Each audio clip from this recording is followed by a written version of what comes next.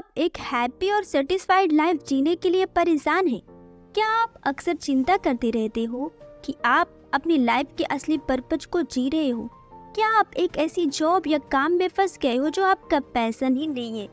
अगर आप इन सभी सवालों के जवाब ढूंढ रहे हो तो ये वीडियो आपके लिए है, क्योंकि आप इस वीडियो में इन सारे सवालों के जवाब को जानने वाले हैं। तो फ्रेंड्स, आज हम बात करने जा रहे हैं इकिगाई बुक के बारे में, जिसे हेक्टर ग्रेसिया और फ्रांसिस मिरालिस ने लिखा है। इकिगाई एक जापानी सीक्रेट कॉन्सेप्ट है जो कि आपको लंबी उम्र और लाइफ में खुश रहने के बारे में बताती है। यह किताब हमें बताती है कि किस तरह से इकिगाई के जापानीज कॉन्सेप्ट को फॉलो करके आप अपनी लाइफ को लंबा और हैप्पी बना सकते हैं। यह एक फैक्ट है कि जापान के ओकिनावा लैंड पर रहने वाले लोग सबसे लंबी और खुशहाल जिंदगी जीते हैं। वर्ल्ड हेल्थ ऑर्गेनाइजेशन के अनुसार दुनिया के सबसे ज्यादा लाइफ एक्सपेक्टेंसी का रिकॉर्ड इन्हीं लोगों के नाम पर है। लेकिन इसका क्या सीक्रेट है? फ्रेंड्स, इसका सीक्रेट है इकिगाई, जो एक जापानीज कॉन्सेप्ट है। इसका मतलब है हमेशा बिजी रहने का आनंद। इकिगाई यानी कि आपके जीने की वजह। इकिगाई यानी कि आपके जीने का पर्पज। इकिगाई एक जापानी शब्द है जिसका मतलब होता है जिंदा रहने का रीजन, जिंदगी का पर्पज, आपके दुनिया में आने का रीजन। जापानीज मानते हैं कि हर इंसान का कम से कम एक इकिगाई होता ही है, जो कि उन्हें खुद को समझने के बाद ही मिल पाता है। इकिगाई मिलना बहुत मुश्किल होता है। लोगों की पूरी जिंदगी इसे ढूंढने में ही निकल जाती है। आपको जानकर आश्चर्य होगा कि आपका भी एक इकिगाई है। इकिगाई पढ़ने के कारण। इकिगाई के बारे में ऑथर्स का कहना है कि इकिगाई एक कॉन्सेप्ट है जो बॉडी को मजबूत बनाने में मदद करती है ताकि हम लंबे समय तक जी सके।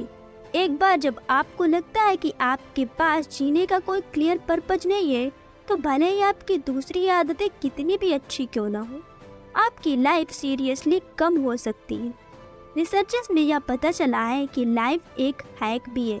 अगर आपकी लाइफ में एक गोल है तो यह आपकी बॉडी में उन जीन्स को डेवलप होने से रोकता है जो आपकी बॉडी में इन्फ्लेमेशन को बढ़ावा देते हैं। साथ ही साथ सेल्स के मरने की प्रोसेस को भी धीमा करता है। इसके साथ साथ इस किताब के ऑथर्स ने हमें और भी रीजंस बताए हैं, जैसे इससे पर्पज का पता चलता है। फ्रेंड्स, सबसे पहले अपनी लाइफ में एक क्लियर पर्पज ढूंढना होता है।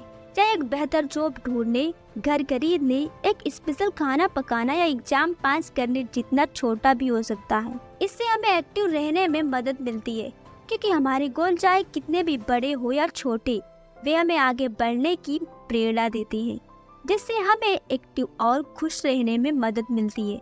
लेकिन कुछ भी शुरू करने के लिए सबसे पहले उसके बारे में जानना और पर्पज डिसाइड करना उतना ही जरूरी है जितना हेल्थ, वेल्थ या बिजनेस को शुरू करने के लिए टाइम एलोकेट करना। ऑथर अपनी कहानी बताते हुए कहते हैं कि जब उन्हें अपने बड़े गोल की अवेयरनेस हो गई तो उससे रिलेटेड हर छोटे बड़े काम में उन्हें शांति और खुशी मिलने लगी, और हर एक क्षण उन्हें यह एहसास करवाता कि उनका जीवन खुशहाल होने वाला है, जो कि आज सच है। इससे उनके मन को भी शांति दी कि वह एक पर्पजफुल और मीनिंगफुल जिंदगी जी रहे हैं। भले ही उन्हें कभी कभी छोटे मोटे फेलियर मिले, लेकिन अपने गोल पर कंसंट्रेट करने की आदत ने उनकी खुशी में अहम भूमिका निभाई। इकिगाई हैप्पीनेस को इंस्पायर करता है। कई बार ऐसा होता है कि अपने भागदौड़ भरे जीवन में हम अक्सर उन कुछ सबसे जरूरी पलों को फील करने से चूक जाते हैं जो हमें अच्छे लगते थे या करना जरूरी थे। लेकिन इस बारे में उन पलों के लिए इकिगाई हमें उनके लिए ग्रैटिट्यूड में रहने की सलाह देने के बजाय इस बात पर ज्यादा ध्यान दिलाता है अगली बार से जैसे भी मौका मिले उन पलों को जीने पर ध्यान देना चाहिए। ये किताब आपको अपनी हैप्पी एक्टिविटीज, अपने सबसे अच्छे पलों, प्रेजेंट मोमेंट्स और ये कैसा दिखते हैं, उसमें आप कितना अच्छा महसूस करते हैं आदि को दिमाग में इमेजिन करने का तरीका बताती है, क्योंकि हम शायद ही कभी नोटिस करते हैं कि हम आज में कितना अच्छा कर सकते, इसके बजाय फ्यूचर के बारे में परेशान होते रहते। इसीलिए समय निकाल कर और यह सोचना कि मैं लाइफ में कहाँ हूँ, कहाँ पहुँचना चाहता हूँ और उसके लिए क्या क्या जरूरी काम करने हैं, इससे प्रेजेंट और फ्यूचर दोनों में इंसान को हैप्पीनेस और मन को शांति को पाने में मदद मिलती है। और वही अपने इकिगाई को ढूंढे। इकिगाई को ढूंढने के लिए कुछ स्टेप्स देते हैं जिनके बारे में हम डिटेल से बात करेंगे और स्टेप बहुत ही ध्यान से समझे, क्योंकि हर स्टेप्स आपकी जिंदगी बदल सकती है। स्टेप 1, लाइफ का मतलब क्या है? आपकी लाइफ का मतलब क्या है? ये सवाल कभी न कभी हम सबको परेशान करता है। एक बार सोच कर देखिए, अगर आपको जिंदगी का मकसद मिल जाए, जिंदगी का वह मकसद जिसे हम ढूंढ रहे हैं, तो समझ लीजिए आपको सुबह उठने की वजह मिल जाएगी, रात में सुकून से सोने की वजह मिल जाएगी। एक ऐसा मकसद जो जिंदगी भर आपकी खुशियों का कारण बन सके। इसी चीज को ढूंढने में मदद करती है इकिगाई। इस तरह अपनी इकिगाई को ढूंढने के लिए आप अपने आप से सवाल पूछ ले हैं। पहला, प्यार क्या? यह सवाल सबसे आसान है। इसके लिए आप सोचिए कि वह कौन सा काम है जो आपको सबसे अच्छा लगता है, जो आपको एनर्जी देता है, जिसे करने में आपको मजा आता है, जिसको करने में आपको बोरियत या थकावट नहीं होती। या कुछ भी हो सकता है, जैसे पेंटिंग, खाना बनाना, पढ़ना और पढ़ाना। कोई भी ऐसा काम जो आपको बहुत ज्यादा अट्रैक्ट करता है, या आपके ऑफिस का काम हो सकता है, फैमिली का काम हो सकता है, या कोई भी पर्सनल काम हो सकता है जिसमें आपका पर्सनल इंटरेस्ट हो। दूसरा सवाल, आप किस काम में अच्छे हैं? आप कौन से काम में अच्छे हैं? किस काम में आप एक्सपर्ट हैं?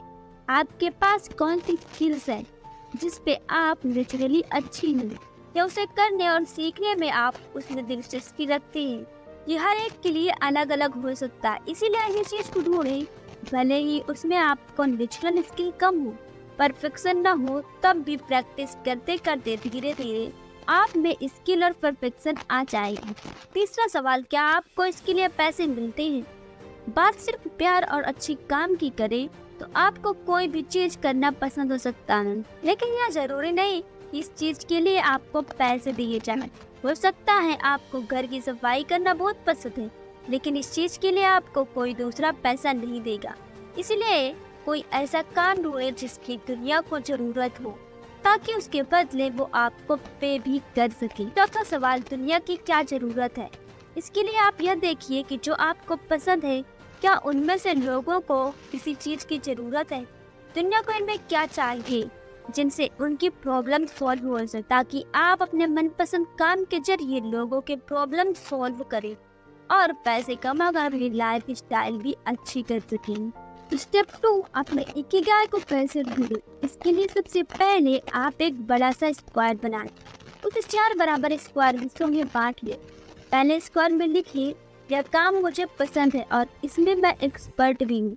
इसमें आप वो सारी चीजें लिखें जो आपको करना पसंद है और आप उनमें एक्सपर्ट भी हैं। दूसरी स्क्वायर में लिखिए, यह काम मुझे पसंद है लेकिन मुझे यह अच्छे से करना नहीं आता।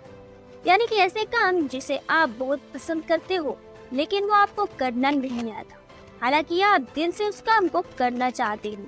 तीसरे स्क्वायर में लिखिए, यह काम मुझे पसंद नहीं है लेकिन इन्हें करना ही करना है। यानी ऐसी चीजें जिसे करना आपको पसंद नहीं है लेकिन इसे मजबूरी में करना पड़ता है। जैसे कि आपको प्रोग्रामिंग पसंद नहीं है लेकिन जॉब में रहने और पैसे कमाने के लिए इसे करना ही पड़ता है।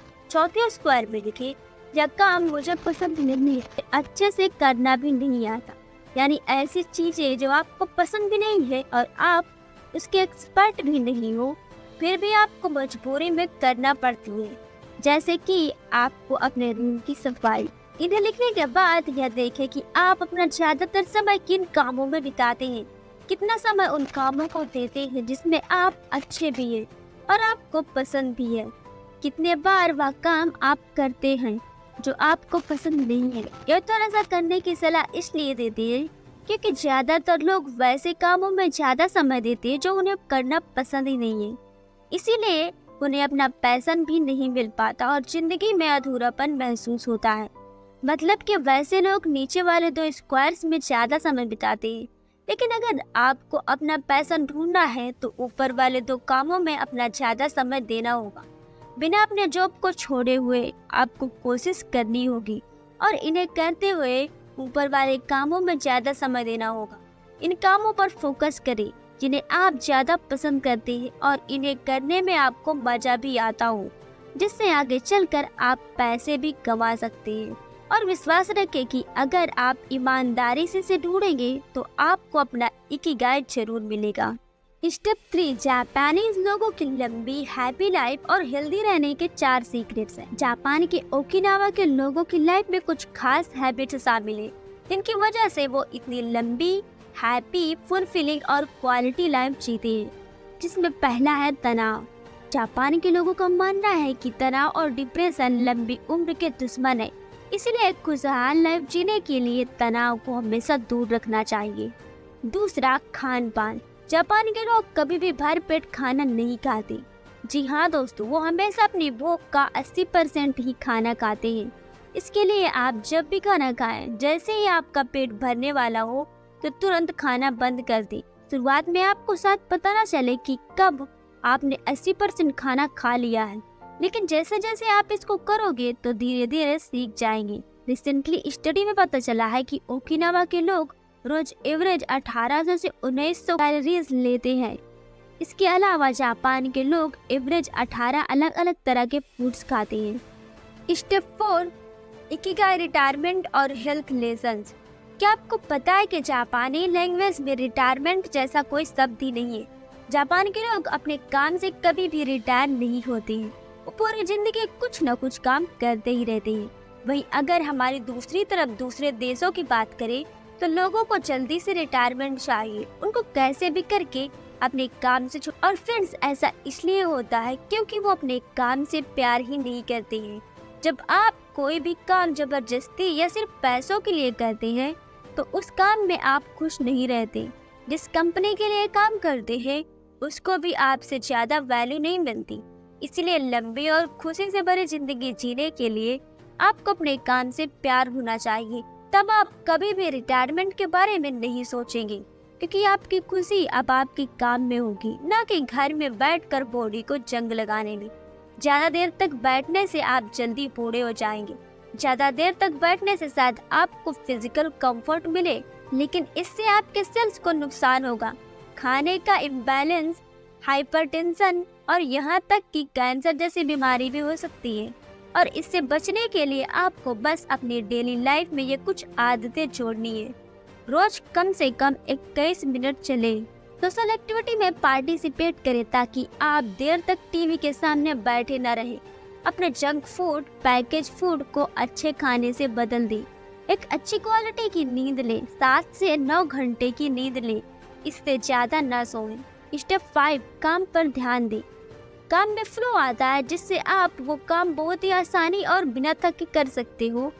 काम में फोकस और फ्लो लाने के लिए आपको बताए गए बातों को फॉलो करना चाहिए, जिसमें पहला है मुश्किल काम चुने।